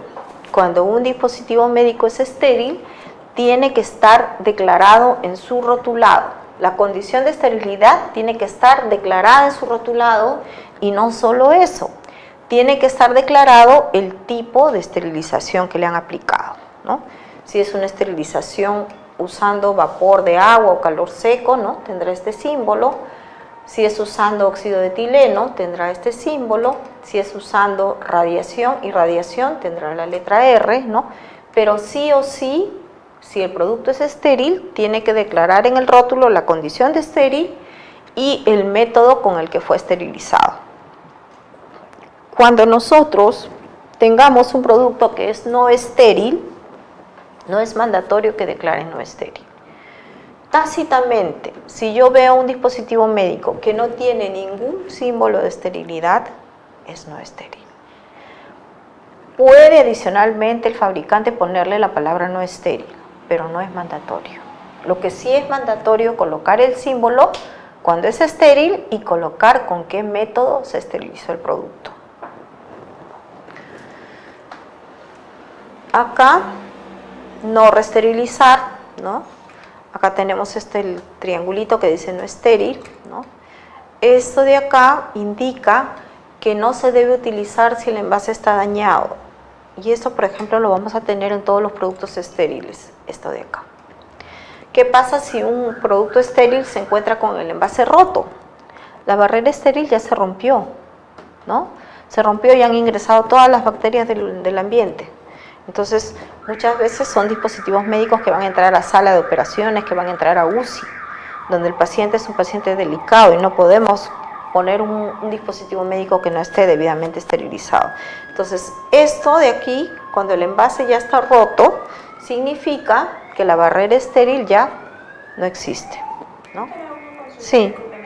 Cuando tienen la esterilidad por radiación y las puntas de un dispositivo están obturadas, se puede aceptar que tenga. Lo que pasa es que he visto una línea de bomba de infusión que tiene piqueteado como para abrir. Y bueno, pues se insufla el aire. O sea, claro, no permanece igual. No. La empresa es que como es irradiado por rayos gamma y tiene las puntas obturadas, es estéril. ¿Tiene las puntas obturadas del empaque o del producto? Viene con llave, o sea, viene con tapitas. Ya. Entonces, esa es la justificación que me ponen, que me pongo en duda, ¿no? Yo no lo aceptaría, sinceramente. Una cosa es, porque sí me ha tocado, que un dispositivo tenga el lugar de recorte pintado. Eso es diferente, ¿no? Por ejemplo, hay dispositivos que están en polietileno transparente y en la parte de arriba hay una línea punteadita, pero no está troquelada, ¿no? Hay una línea punteadita que me indica que por ahí debo cortarlo. Perfecto. Cuando yo manipulo el envase, sigue selladito, no hay escape de aire, ¿no? Pero si yo tengo un dispositivo estéril que lo han troquelado y en ese troquelado hay puntos abiertos donde va a ingresar el aire, pierde su condición de esterilidad definitivamente. Eso ya no está estéril. Por lo menos ya está contaminado con las bacterias del ambiente, ¿no? No necesariamente va a estar con un patógeno, pero tampoco tenemos la seguridad de que no pueda ser un patógeno, ¿no? Entonces, yo no lo consideraría estéril a eso. Sinceramente no. Si un producto es estéril, debe estar sellado. Por algo se dice, la barrera estéril no debe ser rota, ¿no? Y las tapitas no me garantizan nada, porque está bien que tenga las tapitas, pero esas tapitas ya están contaminadas. Porque no puede estar cerrado. Claro, si no está cerrado, ya entraron las bacterias del ambiente, esas tapas ya no están estériles. Entonces, la verdad no entiendo por qué habrán hecho Hay que tener mucho cuidado con dispositivos, muchísimo cuidado, porque en fabricantes vamos a encontrar de todo. Vamos a encontrar fabricantes legales, fabricantes formales que cumplen con todo, y vamos a encontrar fabricantes también que no cumplen, ¿no? Yo la vez pasada dictaba en San Marcos, y una de las colegas que está ahí trabaja en un hospital y me trae una vía de venoclisis, ¿no? La venoclisis me trae y me dice, doctora, ¿esto estará bien? Y cuando yo empiezo a mirar la venoclisis, cerca del tubito que ya va donde se va a colocar la alita, tenía un orificio, como una punción, ¿no? Un orificio, y ese orificio había sido cubierto como una especie de esparadrapo, delgadito, transparente, pero una vía de venoclisis no tiene que tener agujeros por ningún lado, ¿no? Si fue de repente un defecto de fábrica, ese producto ya lo tiene que dar de baja, porque yo no puedo salió con un agujero y ponerle encima un parche y así venderlo, ¿no? Y habían comprado cantidades enormes de ese venoclisis. Yo le digo, pero ¿quién le dio el pase a esto? Le digo, ¿quién le dio el control de calidad? Porque esta venoclisis yo no la acepto. No sé si el parche fue colocado antes, después, o sea, en la vía, pues una venoclisis tiene que ser completamente sellada la vía, ¿no? No tiene por qué tener ningún orificio en la vía y el orificio tapado con un esparadrapo, ¿no? Entonces, en dispositivos hay de todo, de todos. Y, por ejemplo, yo cuando voy a registrar un producto, yo les pido los 10.000 papeles, los certificados, los ISOs, mándenme el rótulo, mándenme esto. Y he encontrado de todo también, porque hay algunos que por vender, por ejemplo, la vez pasada tocó uno que por vender el producto mandó toda la certificación y no mandaba el rótulo, mandó las pruebas, no mandaba el rótulo, qué raro, dije yo. Y en eso había mandado, no sé cómo, por intermedio de una persona, había mandado el dispositivo. Entonces me dijeron, doctora, ya saque el rótulo, saque del mismo dispositivo que han mandado una muestra. Y cuando yo voy a ver el dispositivo decía Made in China, hecho en China, y el certificado decía que estaba hecho en Estados Unidos. Y entonces yo le digo, ¿qué pasó acá? Y le escribí al fabricante, ¿no? Me mandas un producto donde su rótulo dice que lo has hecho en China, pero toda la documentación, el ISO, el CE, todo me lo mandas de Estados Unidos. Debe tratarse de un error. Le pongo, ¿no? Y me responde, no, es que ahora lo estamos haciendo en China. ¿Y cómo crees que me voy a presentar con un producto que se hace en China y no tengo ni certificado de buenas prácticas, no tengo ni ISO de China? No, pero es que tiene de Estados Unidos. Sí, pero ese producto no está siendo fabricado en Estados Unidos, está siendo fabricado en China. Tráeme sus papeles de China. No tenemos. Entonces, ¿cómo garantizo yo seguridad y eficacia de ese producto? ¿Cómo? ¿No? Tocando ese punto, cuando hablamos de fabricante legal y tiene las partes o parte de la fabricación, que como no es el fabricante, el manufacturante, sino solamente el fabricante legal, En este caso, ¿de quién va a ser la ISO? ¿De quién va a ser el certificado C? ¿Va a ser del fabricante legal o va a ser del que hace el producto? Ahí hay varios, Tengo que presentar. ahí hay varios aspectos. Cuando hablamos de fabricante legal, el fabricante legal es el responsable del dispositivo. Supongamos que haya un incidente adverso, a quien se le va a notificar es al legal, ¿no? Entonces, él se hace responsable de lo que pueda pasar con ese dispositivo. Ese es en el tema legal. Ahora, tenemos que ver qué tipo de dispositivo es. ¿Por qué? Porque yo puedo tener un dispositivo que tiene varios accesorios, ¿no?, que han sido fabricados por otra planta, ¿no?, o que han sido fabricados por contrato de legal. Entonces, cuando son accesorios que son dispositivos médicos, yo le puedo pedir a mi contratista que me entregue su ISO 13485. Porque se supone que si yo soy un fabricante responsable, tengo que mandar a hacer los accesorios, que también son dispositivos médicos, a otro fabricante responsable. Y por lo tanto, ese fabricante contratado debiera tener su certificación ISO 13485 mínimo, ¿ya?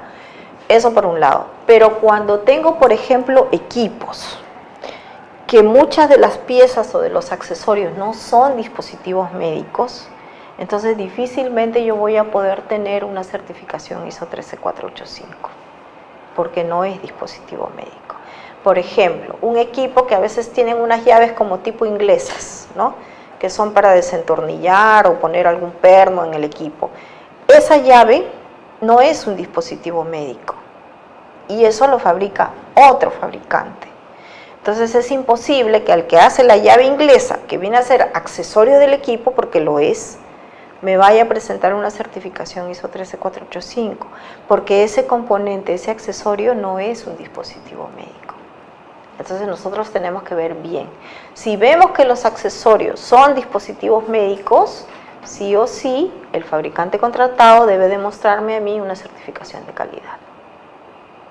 Y vemos también muchos fabricantes legales que en su mismo certificado CE tienen la razón social de legal, y en la segunda página vemos subcontractors, o sea, plantas subcontratadas, y ahí figuran todas las plantas que le hacen de repente la llave de un paso, de doble paso, que le hacen la pinza, que de repente el fabricante no la hace, ¿no?, y las piecitas que pueda tener el dispositivo están fabricadas en esas plantas subcontratadas que forman parte del ISO de calidad del fabricante legal. Eso es válido. Puede aceptarse eso o puede aceptarse la otra modalidad que les digo, que él es el legal y la planta subcontratada tiene su propio ISO 13485. ¿Y qué presentan? ¿Te dije a mí? ¿Presentas los dos? Necesito Claro. Presentar el nexo que viene a ser el contrato de fabricación, el contrato de... Puede presentarlo para evitar notificaciones, ¿no? Como te digo, son dos modalidades. Puede ser que en el mismo del fabricante legal, en la segunda página declare todos sus subcontratantes, todas sus plantas subcontratadas.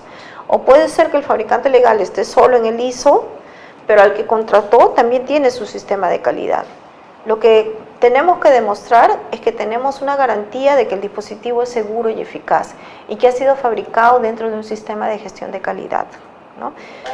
Puedes presentar el del responsable legal, ¿no?, de la planta subcontratada y el contrato que hay entre ambos, ¿no? Yo te autorizo a que tú me contrates, tú me fabriques este dispositivo, ¿no? Porque muchas veces cuando hay esos temas de contrato, o sea que una planta contrata a otra para que le fabrique, incluso el contratado no puede ni siquiera emitir CLB. Entonces no podemos presentar el CLB del contratado, no, porque dentro del contrato hay una cláusula que dice, tú solo me vas a fabricar esta pieza, nada más. Entonces muchas veces, a veces los evaluadores dicen, presénteme el CLB del subcontratado, no le va a presentar CLB, porque dentro del acuerdo existe la cláusula que dice, tú me vas a fabricar la llave de 2 pasos, pero no vas a venderla, la vas a fabricar exclusivamente para mí, ¿no? Entonces, en ese caso, el subcontratado nunca va a tener un CLB. Doctora, ¿ya ha visto un caso de repente que el fabricante legal no tenga anexo no tenga CE y el subcontratado sí. No he visto ese caso, pero por regulación no le van a otorgar el registro, porque no estaría cumpliendo con la norma. La norma dice, el fabricante debe tener un equivalente a un BPM. Y entonces, si él es el fabricante legal, él, con su nombre propio, va a tener que tener su certificado BPM. Que él subcontrate a una planta con sistema de gestión de calidad, está perfecto, pero ese sistema de gestión de calidad no lo cubre a él. Entonces, si hay ese caso, le aseguro que no le van a dar el registro, porque no va a cumplir con el requisito. ¿Ya? Bien. Sigamos, acá tenemos número del paciente. Bueno, esto es cuando es para colocar en la historia clínica. Esto cuando es un dispositivo médico que tiene una sustancia radiactiva. Esto cuando es un dispositivo médico de riesgo biológico. La referencia, el número REF, que por lo general es el número de código del producto o número de catálogo, ¿no? Este símbolo de acá que dice solamente para evaluación de los ensayos de diagnóstico in vitro. Esto de acá, límite superior de temperatura, o sea, hasta qué temperatura se puede almacenar. Esto vamos a encontrar en varios dispositivos. Esto de acá, límite inferior de temperatura, y acá, intervalo de temperatura. ¿Para qué tipo de dispositivos médicos se utilizará este símbolo?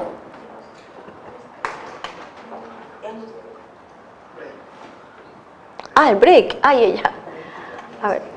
¿Para qué tipo creen ustedes que se utilizará? Acá terminamos para el break, ¿ya? El intervalo de temperatura, ¿para qué tipo de dispositivos?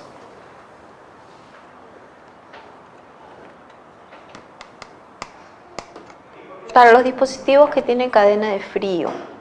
Tenemos dispositivos que van a ir de 2 a 8, por ejemplo. Entonces, 2 acá, 8 acá, ¿no? ¿Cuáles son los que utilizan cadena de frío? Por ejemplo, los reactivos de diagnóstico, que están considerados como dispositivos médicos. Otro tipo de dispositivos, por ejemplo, ahora que está muy de moda el tema de la fertilización in vitro, los medios de cultivo que se usan para la fertilización in vitro requieren cadena de frío. Entonces, esos dispositivos también van a tener este simbolito, ¿ya? Vamos a un break y regresamos, ¿sí?